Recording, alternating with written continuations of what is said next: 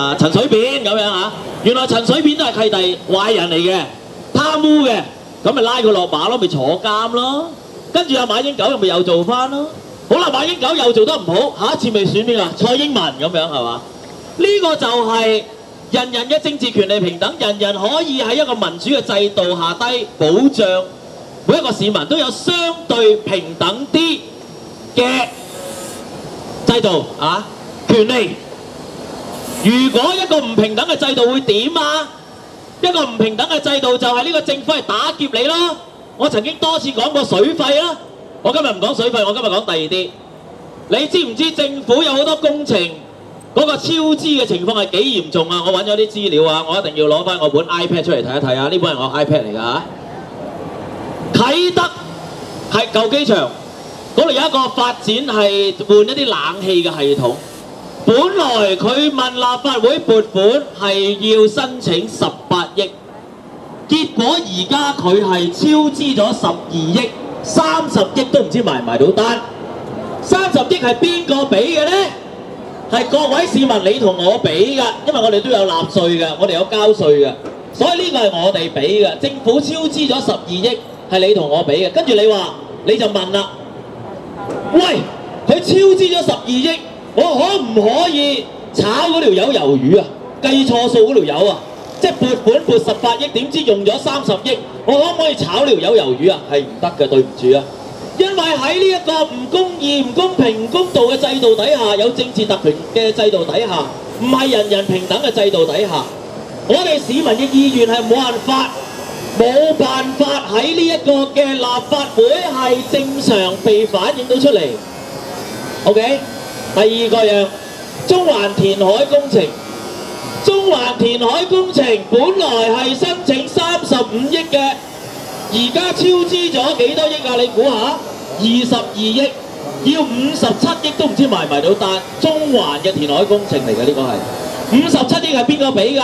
你同我俾嘅，你同我有份交稅㗎。呢50你唔知啊呢啲嘢，因為我哋唔理㗎平時。屌我哋選咗個立法會議員咪代表我哋咯，邊理到咁多啫，大佬係咪啊？但係原來而家話俾你聽唔係啊，原來係好大鑊㗎，超支幾十億啊！幾十億係全部嗰啲我哋啲血汗錢嚟㗎。你要住劏房，你諗住買樓冇得買啦，而家啲樓咁貴。你自己就死慳死抵，啱啱啊勒住褲頭，想買包煙買支酒飲，都鏡住。原來就係喺個政府嗰度幾十億咁樣揮霍出去。第三樣我今日預備咗嘅，港珠澳大橋，大家知港珠澳大橋又係嗰啲高鐵嗰啲啊，咩中港融合啊，乜乜十啊嗰啲啦。港珠澳大橋本來係161億啊撥款問立法會攞嘅，結果而家超支，嚇死你啊！161億而家超支到249億。差唔多超支1倍啊！我有一半啦嚇，差唔多，即係咪161億係咪差唔多？係啦，仲未完喎！唔係你話249億就完啦，未完喎，未止到血喎！高鐵669億，幾年前啊，舊立法會啊，我哋人民力量都有份包圍佢㗎，叫佢唔好制啊，唔好過呢個高鐵啊！而家成1000億都埋唔到單啊！呢個高鐵。邊個俾㗎啲錢？係咪你俾啊？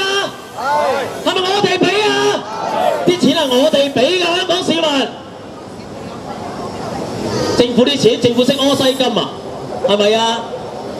政府係咪識柯西金啊？而家政府嗰個咩啊？陳德霖早兩日又話外匯基金又炒又蝕咗幾百億啦，係嘛？100幾億啊，係嘛？180幾億我記得係嘛？187億啊嘛，係啦。啲錢係我哋嗰度嚟㗎，各位市民。喺一個唔平等嘅政治制度底下，有政治特權嘅政治制度底下，我哋就係好似一隻羊羔咁樣，俾人拉去劏，我哋都冇聲出。我話俾各位市民聽，點解越嚟越多市民要出嚟坐喺條馬路嗰度啊？點解啊？理工大學做嗰個夜晚8點到10點打電話去屋企問人哋，問咗500個人。係咪啲市民要離開條馬路返屋企啊？有70%嘅市民都認為係咁樣。嗰7成嘅市民就係每逢8點到10點夜晚喺屋企攞住個電話睇無線電視，然之後做咗500個樣本，就係呢啲人裏邊嘅7成，係話我哋要翻去，要翻屋企。各位香港市民，合唔合理啊？有冇道理啊？點解要做埋晒呢啲咁樣嘅民意調查？你又可以反駁佢嘅，用阿霍啟剛嗰樣嘢反駁佢。有500個市民裏邊嘅7成，即係300幾個市民認為我哋要翻屋企，但係全香港有600萬、700萬市民，有690幾萬嘅市民認為我哋唔使翻屋企嘅，係咪啊？係咪咁諗啊？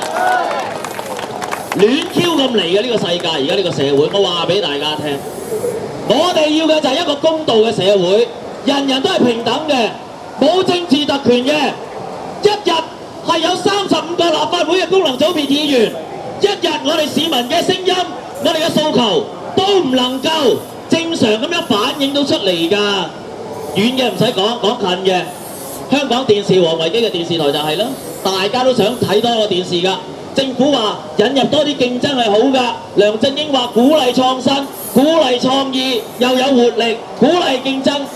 但係王維基想做個電視台，乜嘢都做好晒啦，又拍咗好多片喺度啦，但係政府都唔俾佢播，點解啊？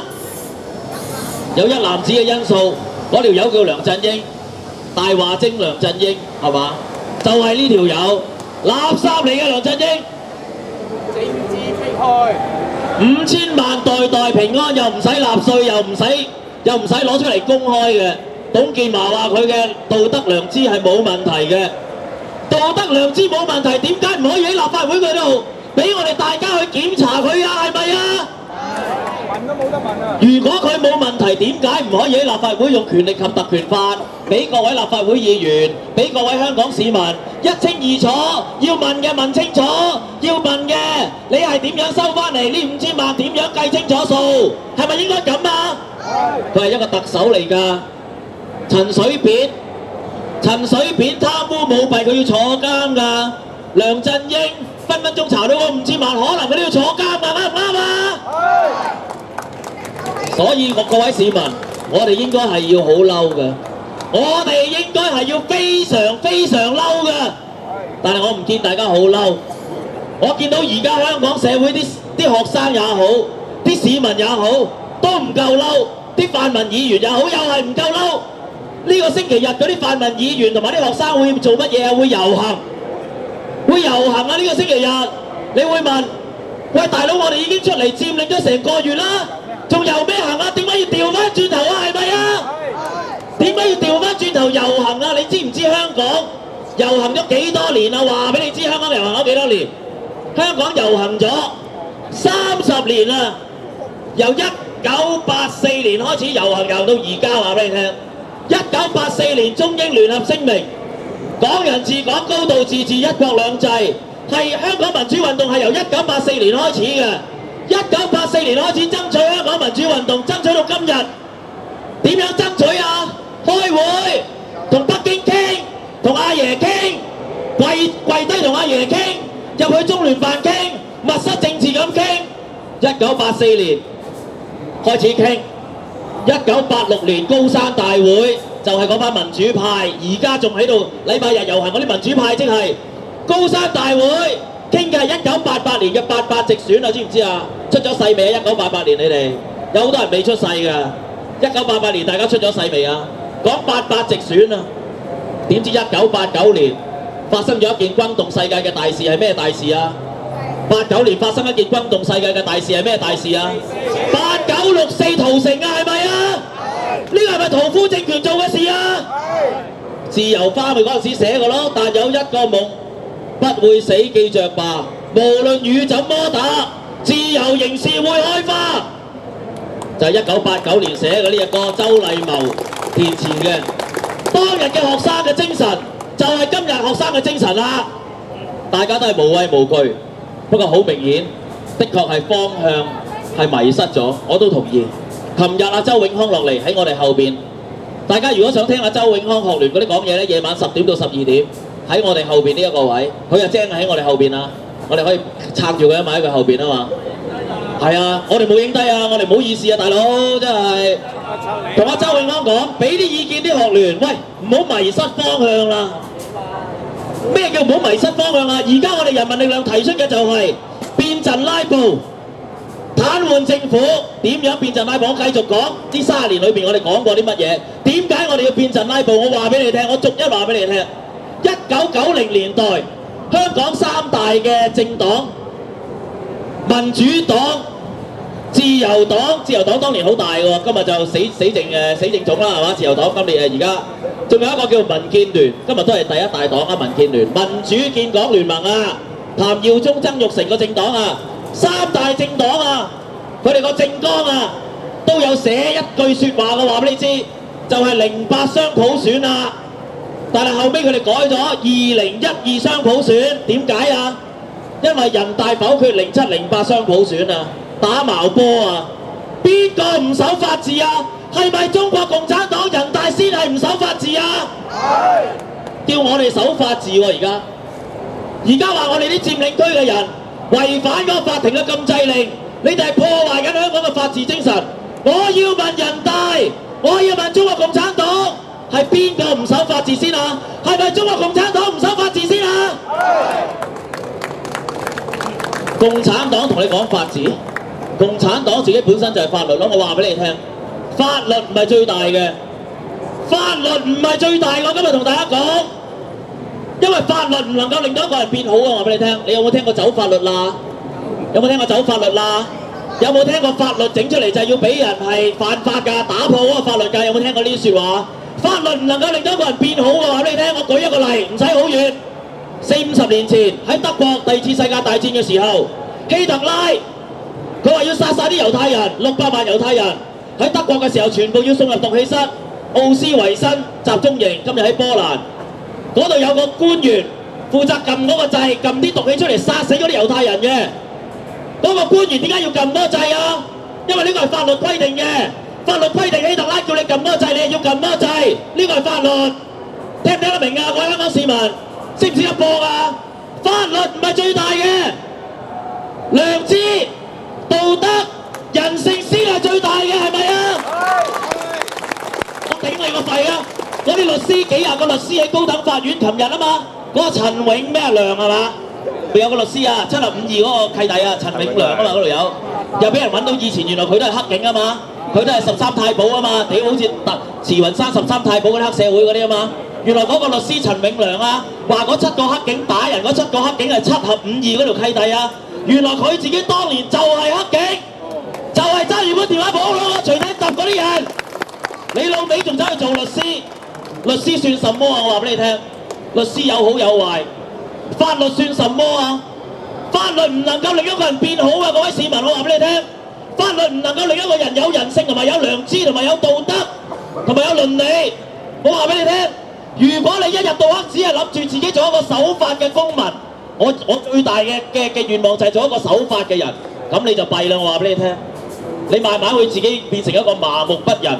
李思煙咪守法咯，我頂你個肺，啱唔啱啊？係咪啊？周融咪守法咯，契弟，啱唔啱啊？7合52，你話嗰7條友，我同意普通法嘅精神，一日佢哋未定罪，佢都係無辜嘅，我同意。咁你最低限度，你最盡你咪話，嗱，一日未定罪，佢哋7條友都係無辜嘅。你使唔使講到話佢哋話係7合52咁誇張啊？我頂你個肺，啱唔啱啊？呢個係乜嘢啊？呢個係謊言，呢個係大話，呢個係攞屎忽去諗嘢。就算佢讀法律又點啊？律師又點啊？今日你記住我同你講。法治法律唔係最大嘅，我幾日前已經講過，喺馬丁路德金都未出生嘅時候，有個黑人女人，法律規定佢坐巴士嘅時候一定要讓座俾白人嘅，喺美國嘅時候，佢就係冇讓座啊！如果根據法例佢要讓座俾黑人嘅，我哋係咪要跟呢啲法律啊？乜嘢法律先得㗎，大佬啊？啱唔啱啊？成日用法治嚟去壓我哋。我知自己係犯緊法，我係喺度公民抗命，有咩你咪拉我咯，啱唔啱啊？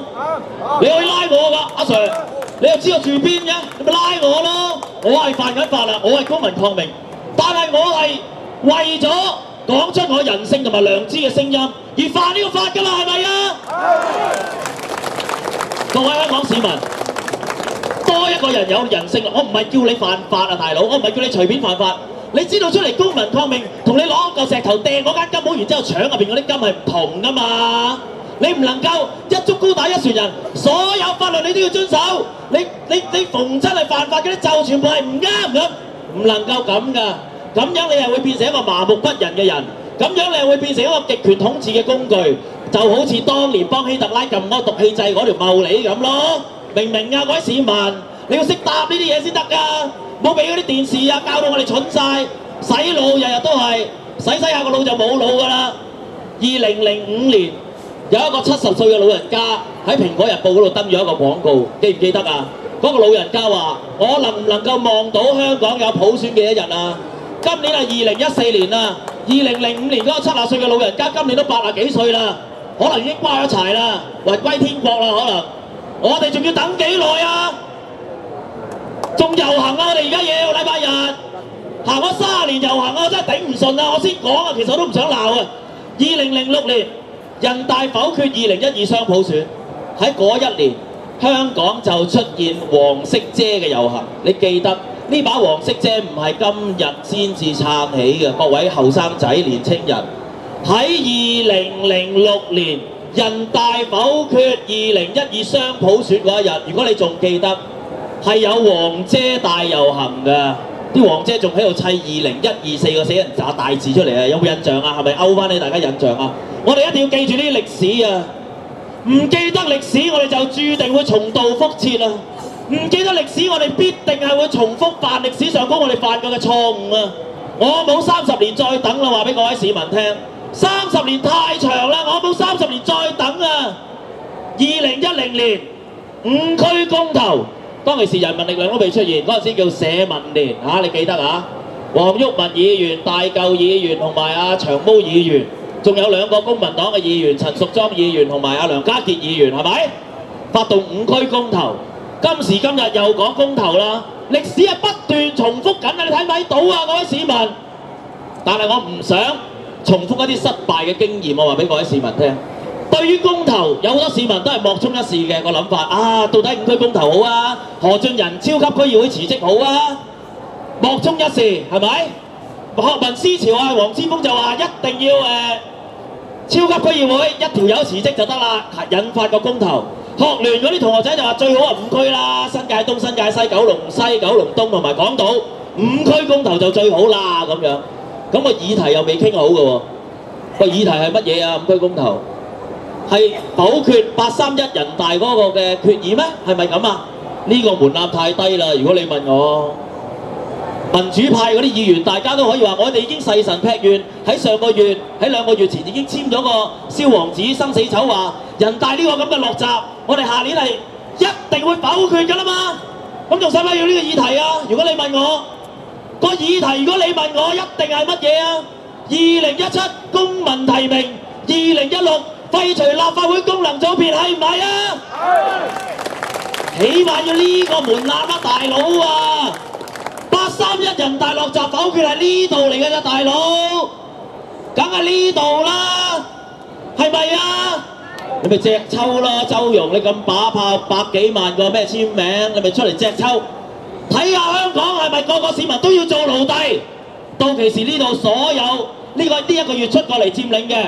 聽過我哋喺度發噏風嘅人，每一個市民都要同身邊嘅市民10個、100個、1000個講，要支持2017公民提名，2016廢除立法會功能組別咁。咁有啲人話：哦唔係喎，基本法寫明一定要有特首普選，跟住先至有立法會普選喎。我話你撒戇嘅，共產黨嚟㗎嘛嗰個。共產黨如果要修改基本法，佢今日話要修改，佢聽日就修改到啦，係咪啊？亂都行翻直啦！所以各位市民，當學生也好，當成個運動好似冇咗方向嘅時候，人民力量或者佔中後援會就提出一個講法，就係我哋呢一度嗰8個字：變陣拉布，癱瘓政府。呢個係最直接嘅一個方法。咩叫變陣拉布啊？我冇話撤退。正如我一開始嘅時候，我冇話呢度撤退。只要旺角嘅佔領區仲有一個市民、一個學生喺度，仍然需要我哋喺度嘅時候，我哋一定會喺度守護佢。除非佢話你哋走啦，人民力量唔好喺度篤眼篤鼻啊！人民已經唾棄你哋人民力量垃圾一樣，人民力量冇晒力量，你哋走啦！除非啲人民咁樣同我哋講，咁我哋冇理由自討沒趣啊！咁我哋就走啦，係咪？如果仍然有一個學生、一個市民喺度需要我哋嘅，我哋都唔會走㗎，係咪？變陣拉布嘅意思就係，當個立法會已經冇嘢可以做㗎啦，各位市民。正如我頭先講，高鐵669億，而家變咗1000幾億；嗰啲咩港珠澳大橋100幾億，而家變咗200幾300億，冚唪唥呢啲嘢立法會都唔能夠制止佢嘅，因為有個不公正嘅制度，有政治特權嘅制度。所以我哋唯一能夠做嘅就係進步民主派長毛范國威有陣時嚇新民主同盟同埋我哋人民力量喺裏面做嘅拉布，拖死佢個政府。但係我哋得4個人勢孤力弱，我哋多次希望其他嘅民主派、民主黨啦、公民黨啦、工黨啦，可唔可以一齊拉布啊？唔得，唔制，驚市民反彈，驚市民討厭。喂，大佬啊！我話俾阿劉慧卿聽，我話俾民主黨、話俾公民黨、話俾工黨嘅朋友聽，我都叫佢做朋友 ，OK？ 而家個社會嗰個抗爭同埋公民抗命嘅鬥志係越嚟越升溫㗎啦，係咪啊？大家要大聲啲話俾佢哋聽，係唔係啊？係咪？係咪？係咪？當個公民抗命嗰個運動嗰個意志係越嚟越升溫嘅時候，我舉一啲例啦，我又以前長毛出嚟公民抗命抬個棺材，有幾多個人同佢一齊去啊？你知唔知啊？4、5個人㗎，所以長毛叫4、5行動啊嘛，即係4、5個人走去行動啊嘛。喺好耐之前係得4、5個人去做呢啲公民抗命嘅運動㗎咋。慢慢大家都覺得哇遊行唔掂啦，唔好淨係遊行啦，要有啲公民抗命嘅行動喎咁。2011年人民力量咪遊行完之後喺中環賴死唔走咯，第一次佔領中環就喺嗰度發生㗎啦，有138個人民力量嘅人拉 Q 晒啦，結果佢哋每件衫後邊都有個 number 咯，我係第一個，我係第二個咁樣咯，好似啲球衣咁樣咯，以被拉為榮㗎係嘛？大家都有啦嗰件球衣啊，大家都有㗎。138個人被拉，今年7月2號喺遮打道有幾多個學生俾人拉啊？記唔記得啊？511個學生被拉。越嚟越多人啦，睇唔睇到啊？今日9月10月2014年，有成幾十萬、成千上萬嘅人上街。我哋參與公民抗命，我哋係犯法㗎。雖然你哋唔係犯法，可以你行過，記住啊！啲阿 Sir 問你係咪犯法？唔係，我行過啫嘛。屌有條傻佬喺度講你，嗰條傻佬係犯法啦。佢叫快必，我做證，人民力量嗰條友你拉佢啦。你記住同警察做證，拉 Q 咗我，話俾警察聽。不過我唔會同阿戴耀廷去自首嘅，唔需要自首。差佬你拉我，你咪拉我咯。點解我要向一個極權政府自首啊？點解我要向中共政權、港共政權自首啊？你要拉我，你咪拉我咯，係咪啊？當公民抗命嘅意志已經喺人民嘅心裏邊燃點起嘅時候，點解嗰啲泛民仲驚拉布啊？不過政府已經係咁唔合理啦，高鐵啊超支600幾億、過千億啊！但係有啲阿婆阿伯仲要執紙皮啊，瞓獨板間房啊，叫你派錢1萬蚊啊！人民力量話回水1萬啊！哇，講到我哋牙血都飆埋，冇人同我哋一齊同個政府講㗎，你知唔知啊？嗰啲民主派都唔同我哋講㗎。好啦，你知唔知啲差佬啊要喺立法會嗰度申請出 OT 啊？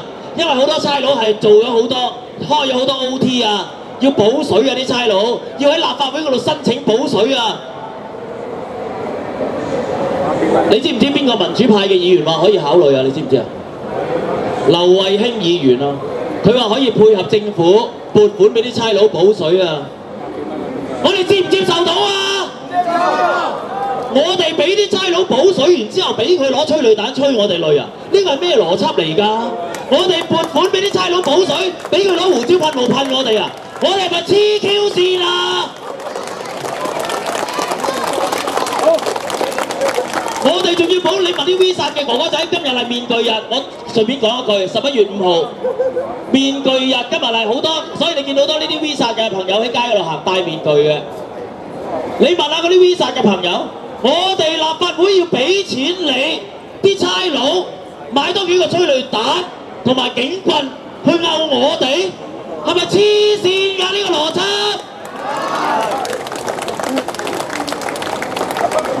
所以呢一度嗰8個字就係話變陣拉布，癱瘓成個政府，冇得同佢傾㗎啦，話俾你聽。咁好啦，你話有啲民生嘅議案咧，又唔好拉佢布，係啊。譬如嗰啲咩生果金啊，咩減租啊，咩減電費差餉啊嗰啲，我哋就叫政府嗰啲真真正正係影響民生嘅啲正確嘅事，麻煩你調一調位前啲，等我哋過咗，合唔合理啊？啱唔啱啊？係咪講道理啊？但係政府話唔得，政府攞你哋做人質啊，唔係我哋攞人民做人質啊，係咪啊？一日到黑政府而家就係做一樣嘢，就係人鬥，你哋賴死唔好走，等越嚟越多人嬲你哋，我哋啦，即係我都有份唔走，等越嚟越多人嬲我哋，越嚟越多人俾壓力我哋，政府而家就用人鬥人嘅方法，同埋第二招政府用咩方法啦？我話俾你聽，我同大家分享下講下，就係揾啲黑社會嚟搞事。如果你走埋去同啲黑社會理論咧，就你同埋個黑社會一齊拉咗，然之後就點啊？放咗個黑社會就的咗你上警車，然之後濕你兩錘。而家警察就係用緊呢一招，所以各位市民，如果有黑社會埋嚟挑機，如果有黑社會埋嚟搞事，我哋千祈唔好中差佬呢個計。我唔係唔夠勇武，屌你叫我打差佬我都敢，我話俾你聽。但係我唔要中佢計啊嘛，係咪啊？當有黑社會埋嚟搞事嘅時候，我哋就好似差佬咁啊啱啦。冇事，唔好搞事，阿 Sir 佢哋搞事啊，拉佢啊，阿 Sir 佢哋搞事啊，拉佢啊。記住係咁樣，軟皮蛇無賴，因為對住呢個極權嘅政府獨裁者，我哋一定要有智慧先得嘅，係咪？最後我要回應阿葉劉淑儀今日講嘅，葉劉淑儀嘅黨叫做新民黨，大家要識得分呢啲嘢嚇。葉劉淑儀個黨包括田北辰嘅，叫做新民黨。新民黨係一個垃圾嘅政黨，係垃圾中嘅垃圾呢個新民黨，人渣中嘅人渣呢個新民黨。葉劉淑儀，你知唔知佢今日講咩啊？佢話佢1200個提名委員會可以放寬啲，俾多啲青年人入去做代表，係咪垃圾啊？呢個講法係代表咗乜嘢？你知我教你駁掂呢個講法。呢個講法其實就係一種統戰嘅手法。點解要有1200個提名委員會啊？就係分餅仔咯，就係要統戰。咩叫統戰啊？中國大陸啊，共產黨最叻㗎。嗱，你入嚟做呢個代表，咁咪統戰咗佢啦，佢就幫我搞掂佢嗰個界別嗰啲人咯。好啦，而家啲年青人，葉劉淑儀認為，而家啲年青人好難搞啊！日日喺度瞓馬路，日日喺度佔領，又要公民提名，又要廢除功能組別，啲年青人好難搞。不如我哋俾啲甜頭佢，揾啲年青人入去做呢個選舉提名委員會，咁佢哋咪條氣鋸晒咯。係咪垃圾啊？呢個做法？葉劉淑儀係咪垃圾？新民黨係咪垃圾？佢諗住咁樣統戰嗰啲年青人啊！所有呢啲諗法係背道而馳嘅，我話俾你聽，傻嘅呢啲諗法，呢個係試探。每一個市民只要自己代表自己，呢個就係平等，係咪？我冇人可以代表到我嘅，我代表我自己，啱唔啱？呢個拉布又係啊，拉布都係要靠大家㗎，唔係淨係靠立法會議員㗎。因為如果冇各位市民嘅力量咧，立法會都係冇 Q 用啊！話俾你聽，就算我哋有2個立法會議員，我都係咁講啊！立法會議員都係冇 Q 用嘅。如果冇市民喺立法會外面係俾啲壓力立法會裡面嘅人，即係好似新界東北嗰啲撥款咯。不過新界東北都冇用，阿吳亮星夾硬都過咗佢，就係市民唔夠嬲咯。如果有千萬成千上萬嘅市民包圍立法會，每次立法會議員喺裏面拉布，市民就支持佢。如果民主派嘅議員冇幫手拉布，佢哋出嚟嘅時候，我哋市民就香佢係咪？俾壓力佢係咪？呢個就係壓力啦，呢個就係升級啦。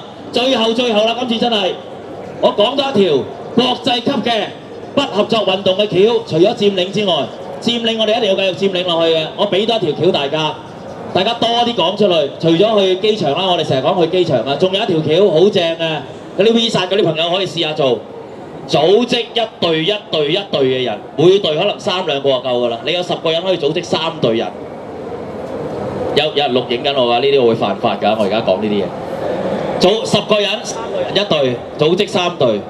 跟蹤嗰啲立法會嗰啲保皇黨建制派嘅議員，跟蹤嗰啲唔肯同我哋一齊拉布嘅民主派嘅立法會議員。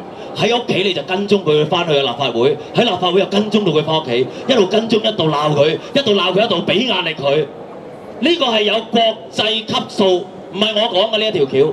呢一條橋係一本書叫做《從獨裁到民主》，愛因斯坦基金會出嘅一本抗爭手冊，嗰度係講出嚟嘅，嗰度有100幾條橋，呢個係其中一條，我覺得可以喺香港做嘅，叫跟蹤。好啦，點解要戴 Visa 面具跟蹤啊？梗係好啦，因為唔 Q 知你係邊個打邊個啊嘛。就算佢知道你邊個打邊個都唔緊要嘅，佢可以申請法庭禁制令，唔俾你呢個 ABC 嚟到跟蹤佢。